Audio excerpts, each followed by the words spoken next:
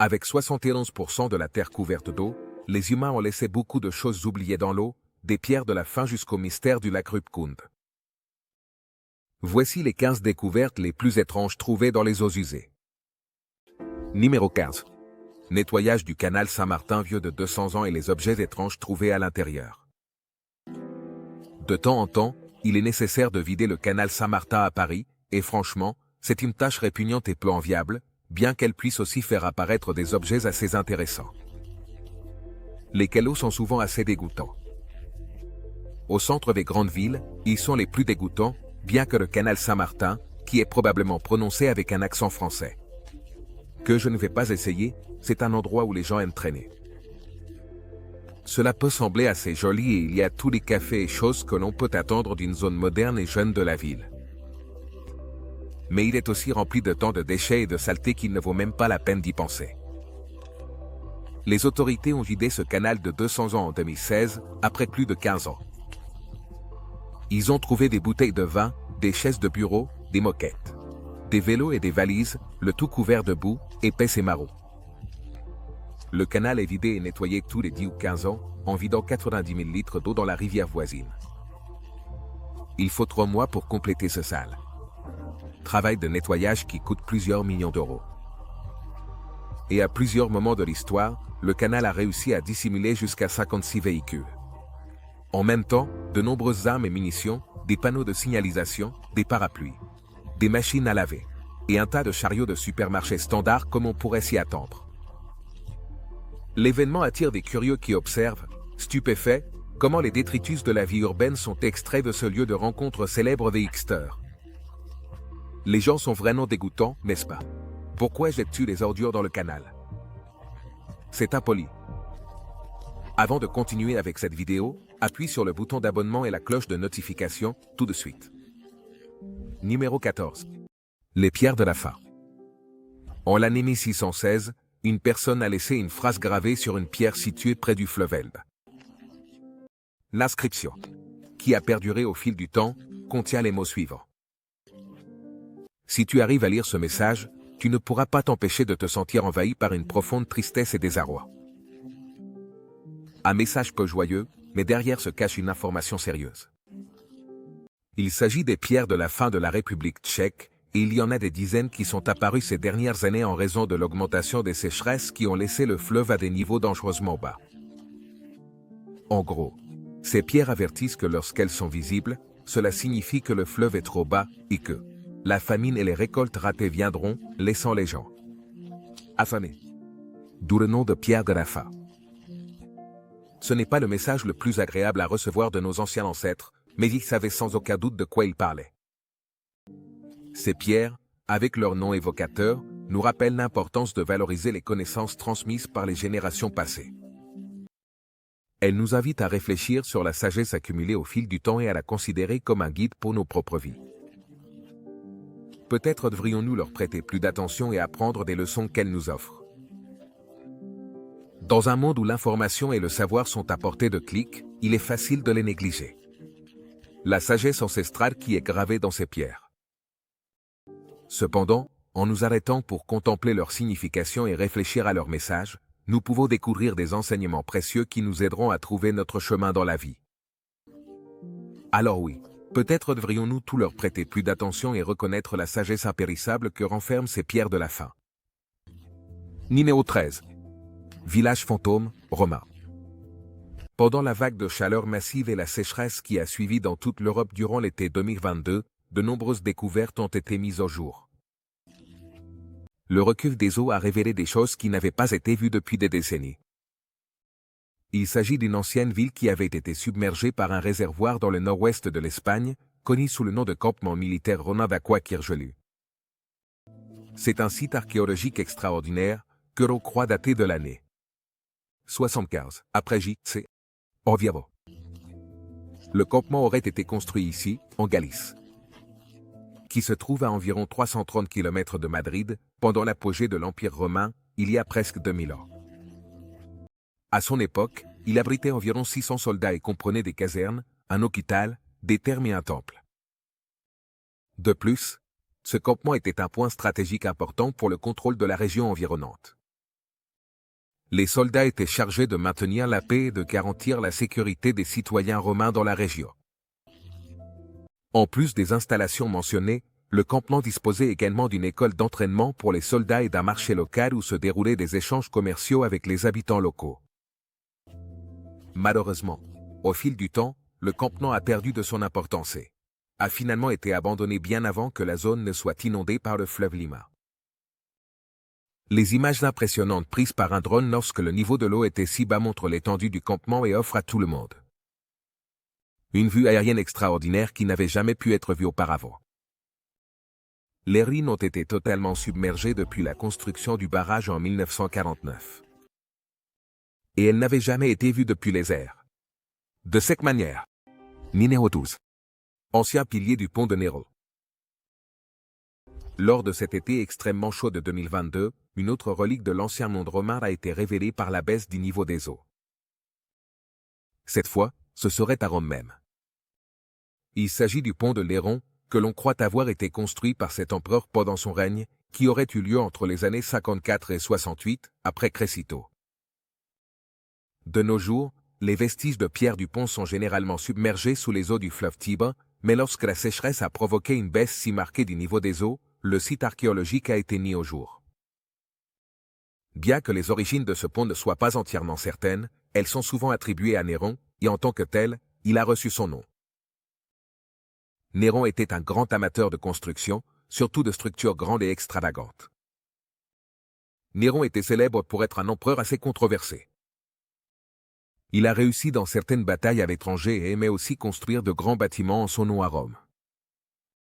Mais en ce qui concerne la politique, il était considéré comme assez négligent et sa réputation était de passer beaucoup de temps concentré sur les courses de chars et la musique, plutôt que sur les affaires de son empire. Il était aussi un homme assez meurtrier et on sait qu'il a tué sa propre mère. Et au moins, une de ses épouses. À la fin, il est mort de sa propre main après avoir été déclaré ennemi public par le Sénat romain. Numéro 11. Navire de guerre nazi le long du Danube. Il y a un nombre surprenant de navires coulés à divers endroits dans le monde entier, et un grand nombre d'entre eux contiennent encore beaucoup de matériel non explosé et très dangereux. La sécheresse massive qui a eu lieu dans toute l'Europe durant l'été 2022 a de nouveau été responsable de révéler plus de secrets sous-marins cachés depuis longtemps. Cette fois, il s'agirait d'un tas de navires de guerre nazis restés de la Seconde Guerre mondiale dans le fleuve Danube, en Serbie. Ces navires se trouvent près de la ville portuaire serbe de Prajovo et ont été abandonnés là-bas. En 1944, lorsque la flotte de la mer Noire, en retraite, les a coulés, alors que les forces armées soviétiques se dirigeaient vers eux. Le niveau extrêmement bas des eaux en 2022 dévoilerait pas moins de 20 énormes épaves anciennes dans ce tronçon du fleuve Danube. On pense que ces bateaux contiennent encore littéralement des tonnes d'explosifs et de munitions, ce qui, en plus de sembler dangereux dans un fleuve où il y a des gens, représente un véritable risque pour la navigation dans la zone. Lorsque le niveau de l'eau est si bas, les navires coulés provoquent des embouteillages. Car le reste des embarcations de la zone s'efforce de contourner les grandes coques qui s'élèvent. Mais si leur telle une de ces épaves fortement armées, il pourrait causer de graves dommages. On estime qu'il en coûterait environ 30 millions de dollars pour effectuer les opérations de sauvetage nécessaires, retirer les munitions et les explosifs de la zone et récupérer les restes des navires. 10. Traces de dinosaures au Texas. Cette sécheresse folle de l'été 2022 n'a pas seulement affecté l'Europe, il semble qu'elle ait également eu un effet dévastateur dans d'autres parties du monde. L'un de ces endroits serait le Texas, qui a souffert d'une chaleur implacable et d'une terrible sécheresse durant le même été, ce qui a eu un énorme impact sur les éleveurs de l'État. En plus des résultats intensément négatifs de ce type de climat, il y a aussi d'autres effets secondaires. Dans le cas du Texas, les bas niveaux d'eau ont révélé d'impressionnantes traces de dinosaures, dont l'ancienneté est estimée à environ 113 millions d'années. Ces impressionnantes empreintes ont été découvertes dans le parc d'État de la vallée des dinosaures, situé à Glen Rose, Texas. Les scientifiques pensent qu'elles appartiennent à un dinosaure d'environ 4,5 mètres de hauteur et d'un poids estimé à environ 7 tonnes. Il est vraiment fascinant de penser à la grandeur de ce dinosaure et à la façon dont il a laissé des empreintes si énormes qui ont perduré jusqu'à nos jours. La découverte de ces empreintes nous permet d'obtenir une vision plus claire de la vie et des caractéristiques de ces êtres surprenants qui ont habité notre planète il y a des millions d'années. L'eau qui recouvre habituellement ces empreintes aide à les préserver et à les protéger d'une météorisation excessive. Qu'elles auraient pu subir si elles avaient été constamment exposées. Elles ont de nouveau été submergées lorsque la pluie est revenue dans la région. Numéro 9. Découverte d'une île dans le Yangtze. Et encore plus de découvertes lors de la sécheresse généralisée de l'été 2022, où cette fois-ci, c'était en Chine. Les niveaux d'eau du fleuve Yangtze ont chuté si dramatiquement qu'ils ont révélé une île qui avait été submergée pendant longtemps. Sur cette île, il y avait 3 statues bouddhistes très anciennes que personne n'avait vues depuis longtemps. L'île est connue sous le nom de Fuanan et on pense qu'elle a été utilisée pendant les dynasties Ming et Qing. On estime que les 3 statues ont environ 600 ans. L'une d'elles est un moine assis sur un piédestal fait de lotus. Pendant cet été long et chaud, les précipitations dans toute la région du bassin ont été au moins 45% inférieures à la normale pour cette période de l'année. Le Yangtze est un fleuve immense. En fait, c'est le plus long de toute l'Eurasie et le 3e plus long fleuve du monde. Il s'étend sur 6000 km vers l'est à travers la Chine jusqu'à la mer de Chine orientale.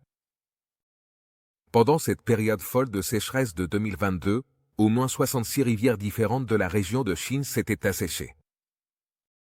Bien que la révélation de trésors perdus depuis longtemps soit un effet secondaire de la sécheresse extrême, les autres répercussions pour les personnes vivant dans ces conditions sont considérablement plus graves.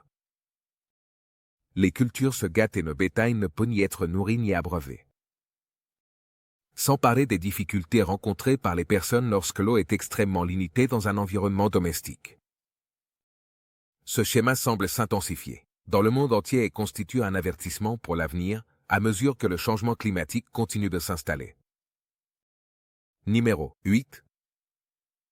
La ville perdue de l'Empire Mitanni. Les rivières Euphrate et Tigre couvrent une région connue sous le nom de Croissant fertile. Ces rivières étaient le centre des routes commerciales, l'emplacement de grandes villes et une terre riche et fertile pour l'agriculture. Les premières civilisations se trouvaient dans cette partie du monde, et aujourd'hui, les anciennes ruines des cultures mésopotamiennes peuvent être vues dans toute la région. Dans l'Irak actuel, l'Iran, et d'autres pays orientaux. Encore une fois, pendant l'été chaud et sec de 2022, le manque de pluie avait un effet similaire dans cette région à celui qu'il avait dans le reste du monde. Les températures avaient augmenté dans toute la région en conséquence du changement climatique. Et les niveaux d'eau avaient baissé dans ces 2 rivières si importantes. Les niveaux du Tigre avaient tellement baissé en juin 2022 que d'anciennes ruines avaient été mises au jour en Irak. Il s'agissait d'un complexe spatial vieux de 3400 ans datant de l'empire de Mitanni, qui était une civilisation de l'âge du bronze. Dans le nord de la Mésopotamie. Elle a dominé la région entre 1500 et 1360. 360 avant Jésus-Christ. Avenue Yangtze. Avec la baisse du niveau des eaux, les archéologues ont saisi l'occasion pour examiner de près ces ruines. Le site s'appelle Komina et il a été cartographié de manière exhaustive. L'équipe d'archéologues a également excavé les murs et les tours des fortifications et il s'est avéré que les ruines étaient remarquablement bien conservées. Malgré avoir été complètement submergées pendant des décennies. Lorsque le niveau de l'eau a commencé à remonter, les archéologues ont recouvert les zones qu'ils avaient excavées avec des couvertures protectrices. Et quand elles réapparaîtraient, ils prévoyaient de creuser un peu plus et d'élargir leurs connaissances sur l'ancienne civilisation. Numéro 5. Le Stonehenge espagnol. Un autre pays, une autre sécheresse, un autre lac asséché. Cette fois, nous sommes à Cochara en Espagne, dans un lac touché par la sécheresse qui a révélé la vision légèrement effrayante de ce que certains appellent le Stonehenge espagnol. Je veux dire, ce sont des pierres dressées, mais elles ne sont pas aussi imposantes ou énormes que Stonehenge. Mais je vois ce qu'ils essaient de faire. Ces pierres mégalithiques s'appellent le dolmen de Guadalperal, et on pense qu'elles datent d'environ 5000 avenue Yangtze. Elles ont été découvertes à l'origine en 1923, mais elles ne sont devenues visibles que 4 fois dans cette masse d'eau, habituellement expansive depuis qu'elle a été inondée en 1963. Cette partie faisait partie d'un programme de modernisation qui ne donnait pas d'importance à la conservation des monuments anciens et des lieux d'importance historique. Apparemment, il y a beaucoup plus de trésors submergés à travers l'Espagne dans des réservoirs et des barrages qui ont été construits à cette époque. Ces masses d'eau, connues sous le nom de réservoirs, ont joué un rôle crucial dans la fourniture d'eau et d'énergie électrique à des zones qui avaient été précédemment ignorées. Ces projets d'infrastructure ont permis le développement de communautés qui, autrement, seraient restées oubliées. Cependant, il est important de noter que ces avancées n'étaient pas exemptes de conséquences. L'impact sur le patrimoine de la région a été significatif, puisque certains sites historiques et culturels ont été affectés ou même détruits pour faire place à la construction des réservoirs. Il est nécessaire de considérer à la fois les bénéfices et les coûts associés à ce type de projet de développement. Numéro 6. Tunnel mystérieux sur l'Euphrate. Le fleuve Euphrate prend sa source dans l'actuelle Turquie et traverse l'Irak et la Syrie avant de se jeter dans le golfe Persique. C'est le fleuve le plus long de cette partie du monde. Et avec le Tigre, il a joué un rôle très important dans le développement des nations d'Irak, de Syrie, d'Iran et d'autres endroits depuis l'âge du bronze. Comme on peut l'imaginer, il y a beaucoup d'histoires liées à l'Euphrate. Il existe la soi-disant prophétie selon laquelle le fleuve s'asséchera, signalant la fin des temps. Mais si ce genre de piège ne te plaît pas, alors tu peux le voir comme un signe que le changement climatique commence à provoquer des effets vraiment notables, comme des sécheresses massives dans le monde entier à l'été 2022. Je déteste continuer à insister là-dessus, mais c'était un problème important. Et cela a provoqué l'assèchement de nombreuses masses d'eau, révélant un tas de reliques perdues. Dans ce cas, il est un peu douteux de savoir ce qui a réellement été découvert. Les informations sur ce supposé tunnel étaient qu'il était exposé et extrêmement limité. Et il n'y a pas de source d'information authentique pour le confirmer, mais plutôt un type et son téléphone, nous disant ce que c'était. Il y a aussi des légendes de tunnels sous l'Euphrate, que l'on croit avoir été construits entre les années 21, 80, 21 et 60 avenue JC. On dit qu'il reliait les deux rivières. On disait qu'il reliait les deux parties de la ville de Babylone et de la Mésopotamie.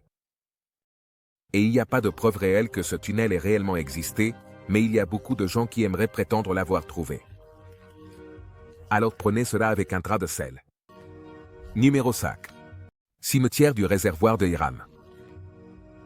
En 2021, le réservoir de Hiram, situé dans l'Utah, a connu une baisse rapide de son niveau d'eau, ce qui a commencé à révéler un fascinant trésor historique qui était caché sous sa surface. Cette découverte a éveillé l'intérêt et la curiosité de la communauté locale et des experts en archéologie. À ce moment-là, les gens avaient une grande variété d'idées et de théories sur ce qu'ils pourraient y trouver, certaines d'entre elles étant assez particulières et inhabituelles. Cet événement est devenu un rappel que le passé peut toujours nous surprendre et nous révéler des secrets précieux qui nous aident à mieux comprendre notre histoire et nos racines. Un plan particulièrement farfelu semble avoir consisté à déverser des dizaines de vieilles voitures dans le réservoir dans les années 1950 pour renforcer la côte. Or, lorsque l'on jette une vieille voiture dans une masse d'eau, ce véhicule va déverser tous ses déchets, probablement toxiques, dans l'eau. Elle va rouiller, en général, contribuer très peu à améliorer la qualité globale de la masse d'eau. Cependant, dans les années 1950, un groupe de fonctionnaires a pensé qu'ils pouvaient faire d'une pierre deux coups, et possiblement beaucoup d'autres coups avec plusieurs voitures lorsqu'ils devaient se débarrasser d'un tas d'entre elles. La solution au problème de la gestion des déchets est une côte instable dans le réservoir, le tout enveloppé dans un désordre environnemental. Merveilleux. Les fonctionnaires locaux ont déclaré aujourd'hui qu'il est peu probable qu'ils utilisent à nouveau cette technique. Numéro 4. Potiagno.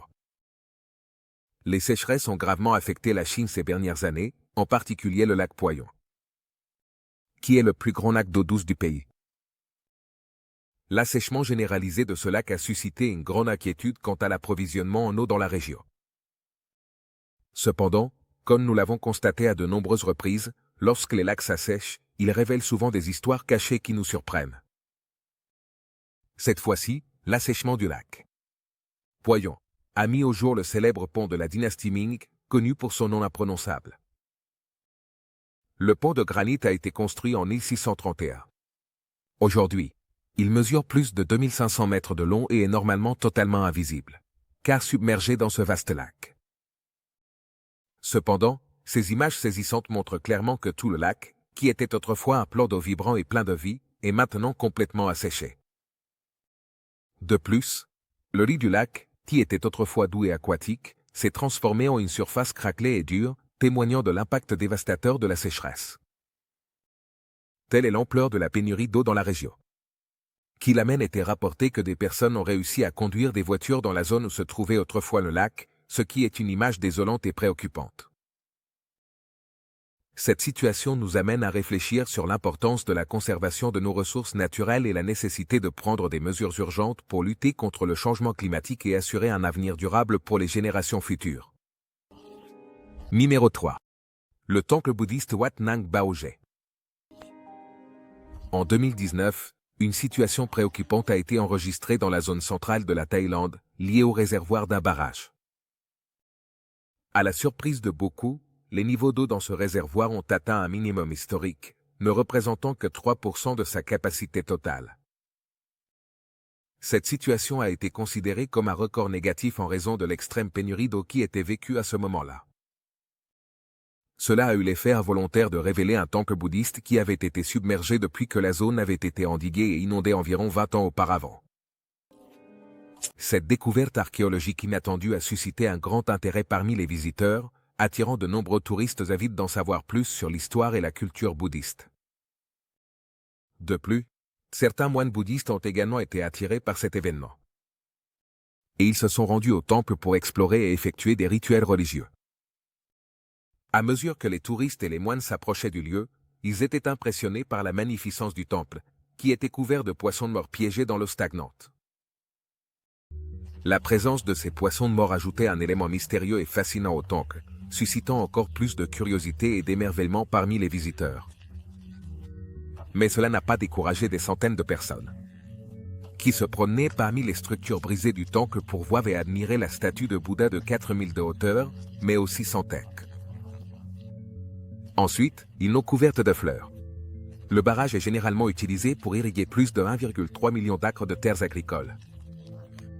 Ainsi, ce type de sécheresse a eu un effet dévastateur sur les communautés locales, bien qu'elles aiment visiter le temple lorsqu'il a été de nouveau exposé. Numéro 2. Un pont de la dynastie Ming. Maintenant, je sais que nous avions déjà un pont de la dynastie Ming. Mais malgré notre style standard, cette fois, c'est en fait un pont différent. Oui, c'est apparemment un pont sur un lac, qui se traduit par Fairy Lake, dans une province située au sud-est de la Chine. Ces niveaux d'eau ont baissé à l'automne 2020, révélant cette structure submergée, qui fut autrefois un important pont en arc de pierre. Il mesurait 384 mètres de long et 7,68 mètres de large. Il avait un total de 11 arches, et c'était vraiment quelque chose de plutôt grand. Ensuite, comme beaucoup de ces choses que nous avons vues, un barrage serait construit dans la région pour fournir un réservoir aux terres agricoles et aux communautés environnantes. Et donc, le pont a été submergé. Celui-ci, en particulier, a été sacrifié aux profondeurs en 1958. Quand un grand nombre de ce type de projet d'ingénierie civile a commencé à avoir lieu dans toute la Chine. Il réapparaît lorsque la saison sèche arrive, il est particulièrement visible lors des années de précipitations extrêmement faibles.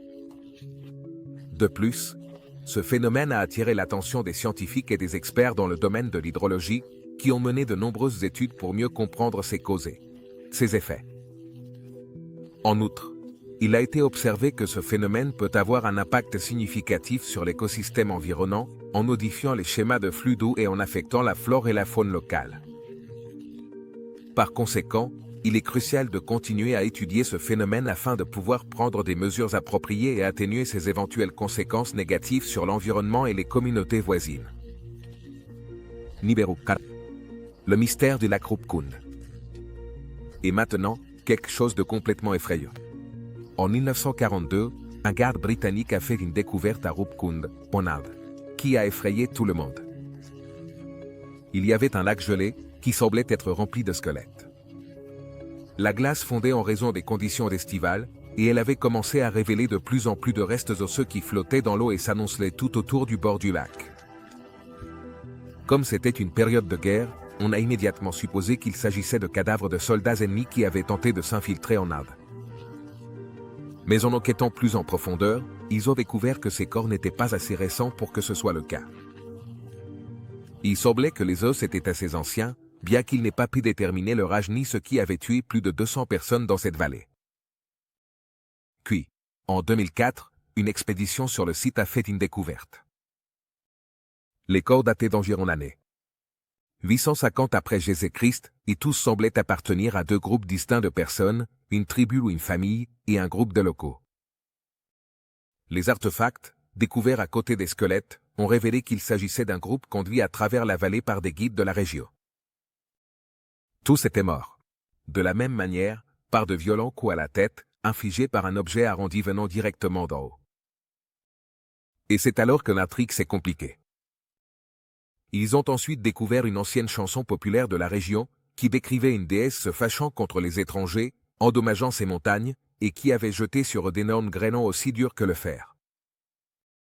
Il a été conclu que toutes ces personnes avaient été piégées dans la vallée, lorsqu'une terrible tempête de grêle s'est abattue. Et avec des grêlons allant jusqu'à 9 pouces de circonférence, ils n'avaient nulle part où se réfugier, et ils sont simplement morts. Quel effroi absolu! Merci de nous avoir regardés. À la prochaine.